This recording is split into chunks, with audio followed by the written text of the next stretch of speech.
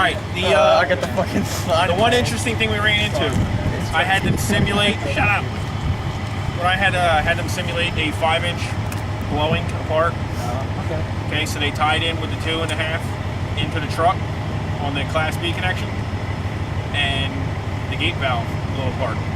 Literally, had water shooting out the side of it. Oh, that's right. So we had a double failure. Okay. Now we know.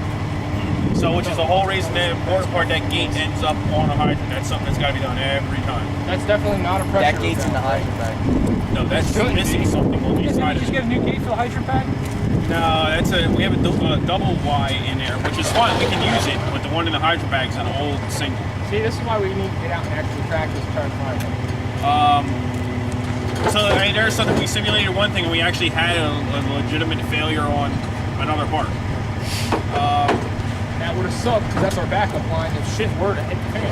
Exactly, because you can do that. You can do it a single 2.5 because at this point, realistically, what we had was we had an aerial device, but we had one interior attack line. So that would have been primary. Had that line have gone down, that truck would have held just like it did, never got water to it. And we would have primarily focused on our hand line with whatever our guys were inside. I mean, pinch came to shove, we still got a tank on the truck. We still had the tank. And there's the situation, had it been live fire, we would have had the run off the tank. Would have had the double failure until we got another 5-inch. That's kind of to get your ass out.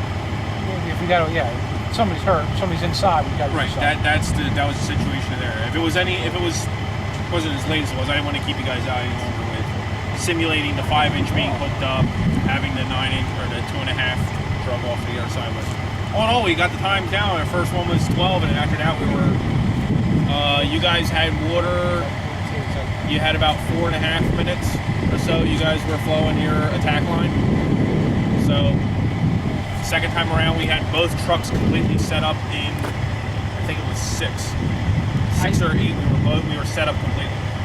I think you should be able to pull up, hit a hydrant, and from pulling up to where you're going to position your truck, you should be able, at least the driver alone should be able to throw that truck and pump, grab a line, drag it to the door, and have water to that line in a minute. Or not water, but ready for water in case the crew wants to drag that line inside dry. I would drag it dry. If you can get, but 2 minutes, if you can get 4 minutes between the time you see the hydrant, giving and taking wherever the hydrant actually ends up, but 4 minutes from the time you're pulling your line, you're splitting your connection and getting hooked up, you're doing good. 12 minutes, you're starting to play with issues, and the reason is you got these new houses, like we did in building construction. You got these new houses with these laminated floor trusses. It's been tested by UL 15 minutes from the time it sees fire load to the point of failure. So you figure dispatch time, by the time you get on location, so that water is like, that first attack line is a huge thing on whether, you stop or collapse, a floor situation and, make a save. 12 minutes, but we did good. We went from, we consistently got much faster. Even though we had the stuff out there, this is no different than a fire. We did a simple single attack line and tied in our area, which could have meant the second attack line, the backup line for the front door. We had to go. I think there was a little bit of learning of different connections on how to make some swap outs without going crazy.